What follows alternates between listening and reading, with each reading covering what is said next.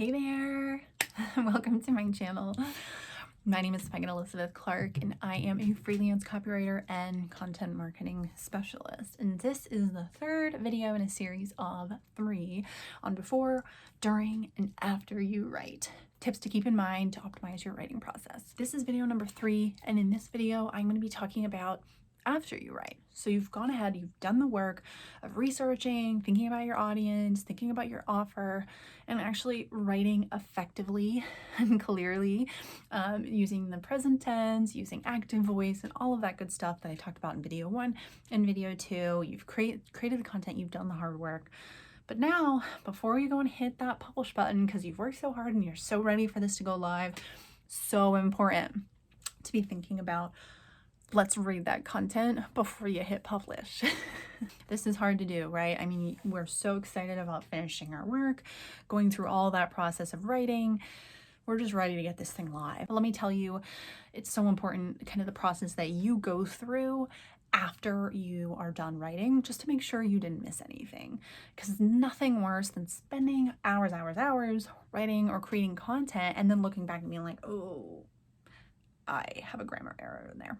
So these are my 5 tips for after you write to kind of make sure everything looks good before you hit go. Tip number 1, proofread your copy. Now this one might seem like an obvious one and you might be like, well, duh. But you'd be surprised how many people kind of skimp on this step. You know, they might read it through once. They're like, yeah, I didn't catch anything. My, the word grammar editor didn't catch anything, so we're probably good. We're just gonna hit publish. Wrong. It's so important to really do your due diligence to proofread your copy, and ideally have someone else, if not 2 people, read your copy for you to see what you might have missed. Especially if you created that piece of content in the same day that you're publishing, it's so easy to just completely miss something because you've been staring at this text for so long that words are blurring together. You might miss something. It's just natural. We're human. Plus, another thing that I find writers, myself in this bucket as well, doing is relying on our grammar checkers, relying on our computer to find all the mistakes for us. And that if they aren't catching anything, then it must mean it's good, right? And that's not always the case. While grammar checkers are great about checking for the obvious kind of grammar errors, spelling errors, things like that, it's not until you start reading a text literally out loud and start hearing the sentence that you start being like, that doesn't roll off the tongue at all. And a grammar checker can't catch for that. You know what grammar checkers also can't catch for? Proper nouns, names of businesses, names of people. I remember one time I was writing a piece of content about 4 different artists and I misspelled one of the artists' names. Luckily, I had not hit publish on that piece of content yet, but it went through probably 3 reviews of my reading the content before I noticed. And so if I had just hit publish after that first second, time of reading that through, I would have missed it. So I love using Grammarly, which I talk about in another one of my videos, kind of free writing tools. It's an extension that you can download on Google Chrome, and it'll help kind of catch those writing errors. And it's really, really good. But like I said, grammar checkers can't possibly check for everything, and sometimes you'd be surprised by what they miss. They're like, that doesn't sound right, why didn't they catch that? And so it's super important for you to proofread your work, have other people proofread your work before you hit publish on anything. When you also read your content out loud, it gives you that opportunity when you read it out loud, as opposed to reading it in your head, to catch those run-on sentences that you might not have noticed. And I think typically we want to cram it all in, but sometimes that just doesn't read off the tongue. And you might be like, well, it makes sense to me. But that's why it's so helpful to have someone else read your content, because someone else might read it and be like, this is wordy, this is too confusing, I don't know what you're saying. And that's, really important, so that, because you're writing this content not for yourself, you're writing it for other people. So other people need to be able to read it effectively. Tip number 2, ask yourself, did I capture the reader's attention immediately? Please don't bury your lead. There is a high chance that someone's going to start reading your content and not finish reading your content. And that's okay. We can't get everybody. We want to make sure we're capturing the attention and ideally bringing someone to the end, to the last word of our sentence, but it's not always going to happen. And so for that reader who is skimming or not reading your content entirely, you don't want them to totally miss the hook of what you are writing, of what you are saying. So don't bury the lead. Don't have your last sentence be the big wow moment of your content. I'm not saying that everything good should be in that first paragraph. I'm just saying that you really need to be thoughtful about capturing your reader's attention up front, explaining to them exactly what they should expect in your writing, and then using the rest of your content to prove your case. That way they're not missing anything if they read that first paragraph or kind of read the headlines, and then they get a good understanding of what it is that you're trying to share in your content. Tip number 3, remove unnecessary adverbs.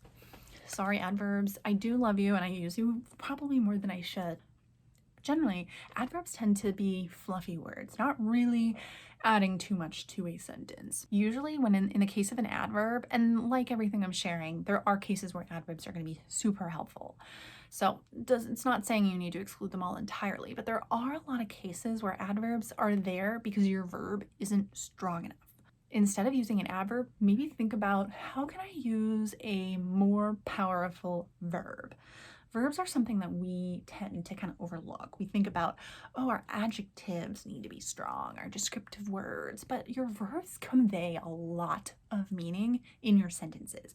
And writers, myself included, will tend to use some of the same verbs over and over again. We get familiar, we get comfortable, we have favorites with our verbs, but every once in a while, a little synonym check for some new verbs in your content might be helpful and might help you be able to eliminate some of those unnecessary adverbs. Let's think of an example. She ran quickly through the store versus, notice the adverb, versus she sprinted through the store.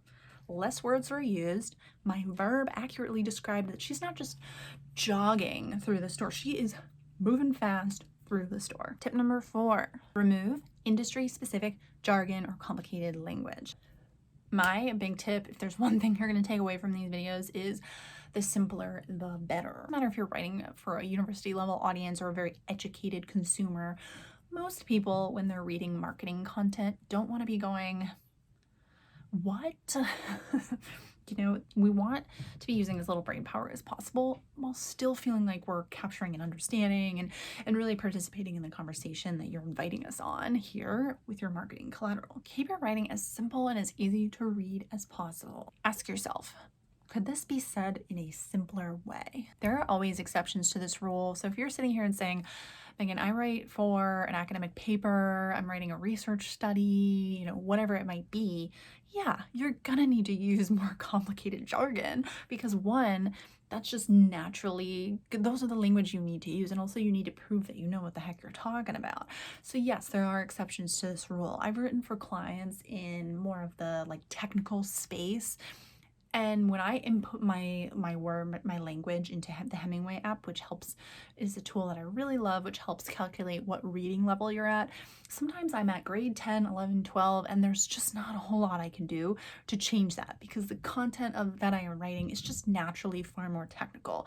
And someone who's reading it is going to want it to be at that level because that's the level they're at and they want to understand it and move to that next level with me and the content.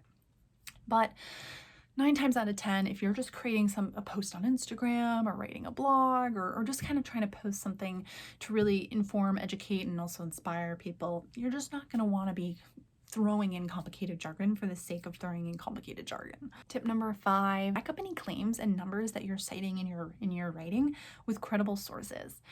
To me, the method in which that you do this matters not as much. I think certain articles, certain publications are going to have a preference on what style, MLA, APA, things like that you're using. Whether you put your references at the bottom of your article, link to them throughout, or put the number and link to that number. There's a lot of different ways to do it.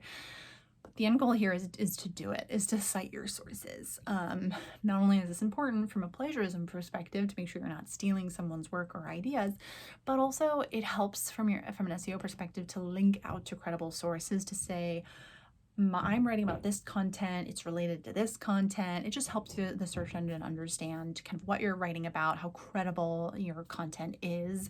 Also, it allows your consumer to understand, oh, They know what they're talking about. They're citing studies, they're citing reputable sources. This is content that I can trust. And so when I say reputable sources, I mean like government websites, I mean PubMed, research studies, peer-reviewed studies, reputable sources. I'm not talking about citing another blog post unless you're specifically referring to that blog post. This could also be like industry experts or people who are, well known in your particular industry. At the end of the day, is it a reputable source? Is it someone that you feel confident leaning on and saying they know what they're talking about? So those are my tips for after you write. Obviously, there's a whole lot more to be thinking about, which is why I've created a copywriting checklist for all writers for before, during, and after you write. You can download that guide right on my YouTube homepage. Click that little link in the upper right-hand corner to download my copywriting checklist, totally free. This is a checklist that I use in my own writing process just to kind of make sure, just to do the mental check on, did I catch everything? Did I do my due diligence to think about what I'm writing about, who I'm writing for, and what my goal is for this piece of content before I hit publish, as well as all those little details that are so easy to miss in the writing process and in the proofreading process, that sometimes it's just nice to have a list to use to be like, did I get everything? Great. So thank you for listening. Let me know, please let me know what tips that you use and are constantly checking for in your writing process. I'd love to hear them. Drop them in the comments below. Let me know. But in the meantime, I hope you have a wonderful rest of your day and look forward to seeing you again soon.